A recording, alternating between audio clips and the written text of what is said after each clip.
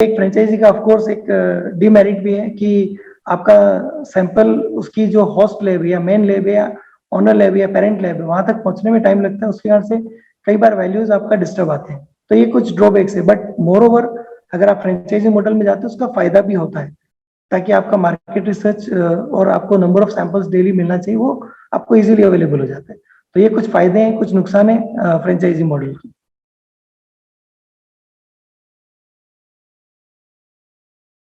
आपके अभी तक के एक्सपीरियंस के हिसाब से लैब टेस्ट चलाते समय किन किन चीजों का ध्यान रखना चाहिए, both from ethical and business point of view? मैंने जितना एक्सपीरियंस किया है, अभी सबसे इंपॉर्टेंट पार्ट जो होता है लैब रन करने के अंदर, सबसे इंपॉर्टेंट पार्ट होता है जो आप मशीन प्रोक्योर करते हो। तो मशीन प्रोक्योर करने से पहले आपको वेंडर्स से नेगोशिएट करना पड़ता है प्राइस, कि whether he is selling you at adequate या करेक्ट प्राइस और नॉट, पहला ये। दूसरा, जब आप मशीन बाय करते हो तो उसके साथ में वारंटी या एनुअल मेंटेनेंस का क्या सिस्टम है, कितने टाइम का वारंटी आपको मिलती है, that is very important. Third, machine जब आप परचेस करते हो तो उसके साथ में कुछ फ्री कंज्यूमेबल्स दिए जाते हैं। आपको फ्री कंज्यूमेबल का बल्क इतना होना चाहिए जिससे at least half of the cost of the machine can be directly manage by that free consumables. जैसे फॉर एग्जांपल, अगर आपने 1 लाख का कोई सेमी ऑटो बायोकेमिस्ट्री एनालाइजर लिया और उसके साथ में लेट सपोज 10,000 के कंज्यूमेबल या रिएजेंट उससे फ्री में दिए, उनको आप टेस्ट करके अगर 80,000 से 90,000 रुपये बना सकते हो तो दैट इज वेरी गुड। तो इतना फ्री गुड्स आपको उसके साथ में मिलना चाहिए। नेक्स्ट है, आपका प्रैक्टिस जो एकदम ऑथेंटिक होना चाहिए। आपके लैब में डॉक्टर होना चाहिए, क्वालिफाइड डॉक्टर होना चाहिए, that is one very important part. Qualified trend और टेक्निकल स्टाफ होना चाहिए, सेकेंड बेस्ट पॉइंट। और आपका जो वर्क एथिक्स सबसे इंपॉर्टेंट होता है, वर्क एथिक्स, कि आप कोई टेस्ट को बाईपास ना करो अजम्पशन के ऊपर या इस तरह से, या फिर क्लिनिशियन के ओपिनियन के अकॉर्डिंग आप अपने लैब रिपोर्ट ना बनाए। और लैब रिपोर्ट बनाते समय हमेशा क्वालिटी को प्रायोरिटी दें। तो ये कुछ चीजें जिससे कि आपको ये मैनेज कर सकते हो। नेक्स्ट होता है, मैंने बताया था रनिंग कॉस्ट में या आपका ऑपरेशनल कॉस्ट में एक आता है रिएजेंट का कॉस्ट। तो जब आप रिएजेंट का प्राइस वेंडर के साथ में डिसाइड करो तो उसको एक इजीली आप कंपैरिजन कर सकते हो from one vendor to another vendor. वो इस तरह से, जैसे फॉर एग्जांपल आपने ग्लूकोज का रिएजेंट आपको खरीदना है और 1 लीटर ग्लूकोज का पैक मान लिया 900 रुपीज में आ रहा है। अगर आप इसको पर एमएल में कन्वर्ट करते हो तो इट विल बी 90 पैसा पर एमएल। तो आप 90 पैसा पर एमएल के अकॉर्डिंगली आप दूसरे वेंडर से कंपेयर करो। फॉर एग्जांपल, किसी का 400 एमएल आ रहा है, वो अगर मान लिया आपको 450 रुपये में आ रहा है, तो अगर आप पर एमएल में कन्वर्ट करते हो तो it will be more than 1 rupees 10 पैसा।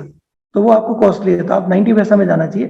तो इस तरह से जब भी आप रिएजेंट प्रोक्योर करो तो एक ये इंपॉर्टेंट बात का ध्यान रखें हमेशा कि कॉस्टिंग जो होता है वो पर एमएल में।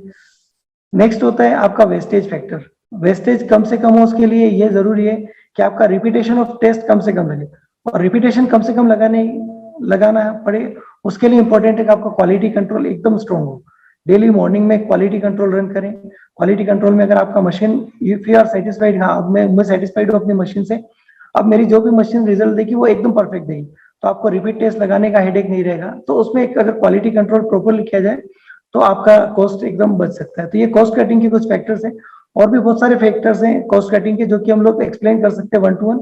अभी इस वीडियो में ये एक्सप्लेन करना मुश्किल है, but there are many ways to manage the cost and increase the profit margin.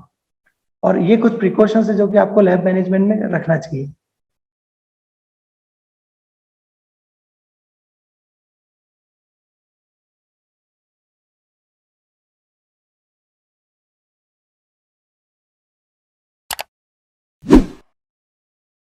जैसे आपने बताया कि लैब शुरू करते समय इंस्ट्रूमेंट के सिलेक्शन और कॉस्ट को कम से कम रखने के लिए बहुत एक्सपर्टीज और एक्सपीरियंस की जरूरत होती है। drkamlesh.com के माध्यम से हम पैथोलॉजी लैब बिजनेस में इंटरेस्टेड लोगों को वो लैब सही से शुरू करने के लिए प्रोफेशनल गाइडेंस भी ऑफर करते हैं। इस बारे में थोड़ा आप डिटेल में बता सकते हैं? हमने पैथोलॉजी लैब इंस्टॉलेशन और एस्टेब्लिशमेंट या सेटिंग अप के लिए एक प्रोग्राम स्टार्ट किया है, जिसमें हम लोग आपको इस तरह से गाइड कर सकते हैं। आपको मिनिमम मशीनरीज क्या रिक्वायरमेंट है, आपका मार्केट रिसर्च के अकॉर्डिंगली हम आपको प्लानिंग बता सकते हैं, आपको कौन कौन से मशीन इंस्टॉल करने चाहिए। आपको मशीन सिलेक्शन में हम हेल्प कर सकते हैं।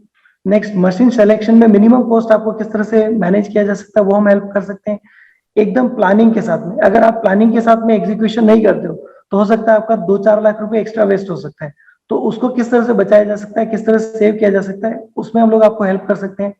बेस्ट LIS सिस्टम कौन सा आपको परचेस करना चाहिए, in that way also we can help. और इसके अलावा जब तक आपका ब्रेक इवन पॉइंट नहीं आता तब तक हम लोग आपको proper guidance, time to time हम लोग गाइडेंस देते रहेंगे ताकि आपका break even point easily you can achieve. तो ये कुछ हम लोगों ने सपोर्ट नेटवर्क बनाया है, जो कि आप हमारी वेबसाइट से आप चाहें तो बुक भी कर सकते हैं या पर्सनली कांटेक्ट करके भी आप हमारी सर्विसेज को क्लेम कर सकते हैं। Minimum installation cost, minimum operation cost और list of equipments required for lab installation, इन सब की एक चेकलिस्ट हमने बनाई है और जो कि इजीली और फ्रीली अवेलेबल है हमारी वेबसाइट से, जिसकी लिंक आप डिस्क्रिप्शन में देख सकते हैं। तो सर इस वीडियो का जो लास्ट पार्ट है वो ये है कि लास्ट क्वेश्चन है जो इस वीडियो का वो ये है कि कई बड़ी पैथोलॉजी लैब टेस्ट करने वाली कंपनीज फ्रेंचाइजी मॉडल भी ऑफर करती हैं। इस बारे में आपका क्या कहना है और इसके क्या फायदे हैं, क्या नुकसान है? सकते हो कि एक बड़ी लैब से टाई अप कर सकते हो, उनसे आप एक नेगोशिएशन कर सकते हो, तो आपको एक सर्टेन प्राइस वो प्रोवाइड कर देते हैं। लाइक फॉर एग्जांपल किसी टेस्ट का MRP कुछ है तो उसको आपको उस कंपनी को इतना कुछ परसेंटेज कम उसको पे करना पड़ेगा, जो कि आपका मार्जिन मनी होगा।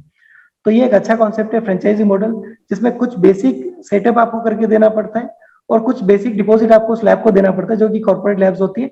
बाकी सारा काम कॉर्पोरेट लैब्स कर देती है। और कॉर्पोरेट लैब्स का क्या होता है कि उनका अपना एक सिस्टम होता है, उनका एक ड्राइव थ्रू होता है, जिसके थ्रू आपको samples per day minimum required samples मिल सकते हैं।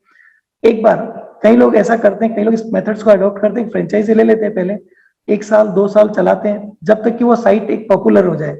एक बार पॉपुलर हो जाने के बाद में वो लैब फ्रेंचाइजी को डिसोल्व कर देते हैं और उसके बाद अपना खुद का सेटअप स्टैब्लिश करते हैं।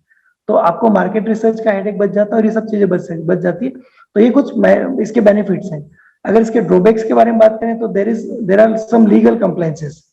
एक तो लीगल कंप्लायंसेस होते हैं, दूसरा ये है कि अगर आप किसी को फॉर एग्जांपल किसी पेशेंट को आप मैनेज करना चाहते हो और उसको आप चाहते हो कि उसको 20% आप डिस्काउंट ऑफर करो ताकि वो पेशेंट आपसे जुड़ जाए, वो आप नहीं कर सकते हो, क्योंकि आपको मिनिमम कॉस्ट जो है उसको लैब टेस्ट के लिए आपको आपके फ्रेंचाइजी ओनर को देना ही पड़ता है।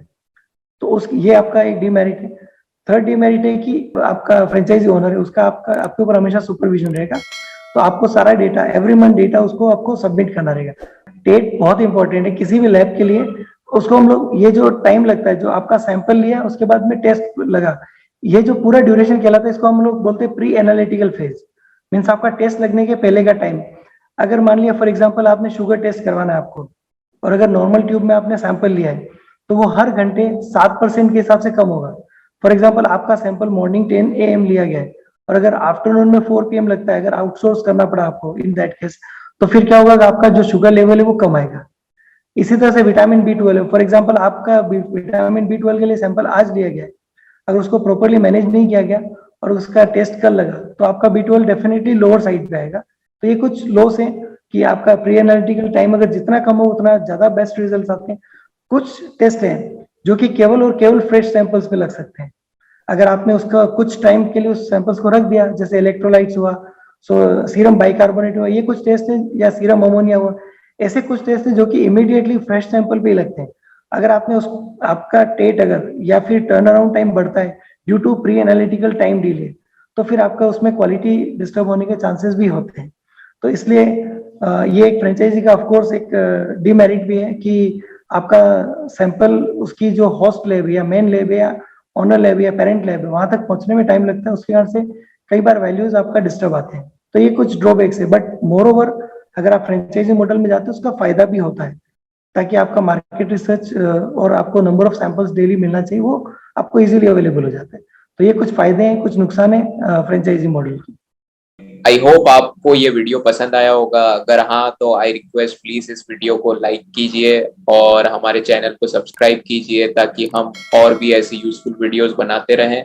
आपका सपोर्ट हमारे लिए बहुत इंपॉर्टेंट है। Thank you so much sir. Thank you so much श्रेय।